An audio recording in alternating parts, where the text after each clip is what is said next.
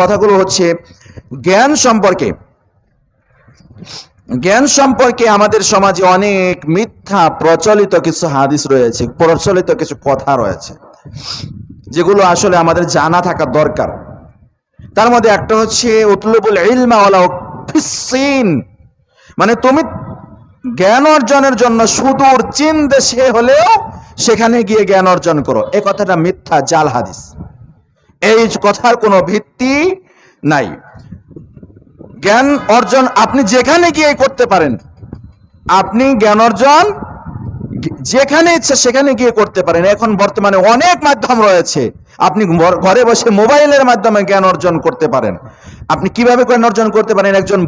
একজন আলেম আপনার কাছে যাকে মনে হয় যে এই ব্যক্তিটি, এই আলেমটি সহি কথা বলে, তাকে অনুসরণ করার, তার আলোচনা শোনার চেষ্টা করুন, এবং সে যে ফয়সালা দেয় বা যে কথাটা বলে সেটা আপনি যাচাই করার জন্য পবিত্র কোরআন আগে যাচাই করুন, হাদিস যাচাই করুন।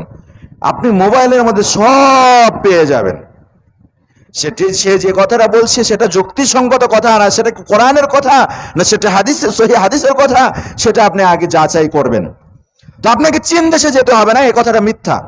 যে বলছে, যে যারা এই কথাটা বলছে যে চীন দেশে গিয়ে হলেও জ্ঞান অর্জন করা, এই হাদিসটা মিথ্যা, এই হাদিসটা জাল। দুনিয়া থেকে নিয়ে মৃত্যু পর্যন্ত, কবর পর্যন্ত জ্ঞান অর্জন করা, এই হাদিসটাও জাল। এরপরেই আল্লাহ নবী সাল্লাল্লাহু আলাইহি ওয়াসাল্লামের হাদিস সম্পর্কে আরো অনেক বলা হয় যে শহীদের রক্তের চেয়েও জ্ঞানের কলমের কালি অনেক বেশি রব্বুল আলামিনের কাছে মর্যাদাপূর্ণ। এটাও মিথ্যা, এটাও জাল হাদিস।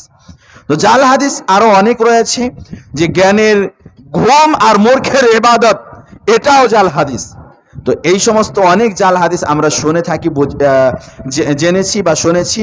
আমরা এগুলো যাচাই বাছাই করব। এই সমস্ত হাদিস সে দিকে না গিয়ে, তো যে কথাটা আমি বলেছি যে জ্ঞান অর্জন করতে হবে, সর্বপ্রথম আমাকে পড়তে হবে ইকরা বিসমি রাব্বিকাল্লাযী খালাক। প্রথমে কথা হচ্ছে পড়তে হবে, কি পড়তে হবে? উতলু মা উহিয়া ইলাইকা মিনাল কিতাব। কিতাব পড়তে হবে, কোরআন পড়তে হবে, যা কিছু রব্বুল আলামিন ওহী হিসাবে পাঠিয়েছেন, এটা পড়তে হবে। কতটুকু পড়তে হবে? ফাকরাউ মা তায়াসসারা মিনাল কুরআন। যতটুকু আমার আপনার জন্য সহজ, যতটুকু পড়লে আপনি পরকালীন মুক্তি পেতে পারি, ততটুকু আপনাকে পড়তে হবে। কি জানতে হবে কোরআন থেকে?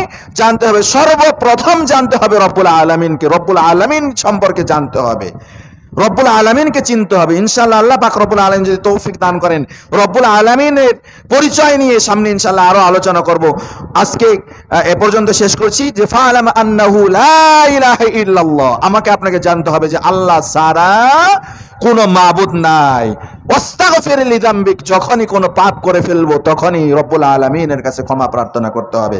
রব্বুল আলামিন আমাদেরকে কবুল করুন, আমিন। রব্বুল আলামিন আজকের জুমার যা কিছু আলোচনা হয়েছে আমাদেরকে আমল করার এবং পরকালীন জিন্দেগীর ও নাজাত ওসিলা হিসেবে কবুল করুন, আমিন। ওয়া আখির দাওয়ানা আলহামদুলিল্লাহি রাব্বিল আলামিন।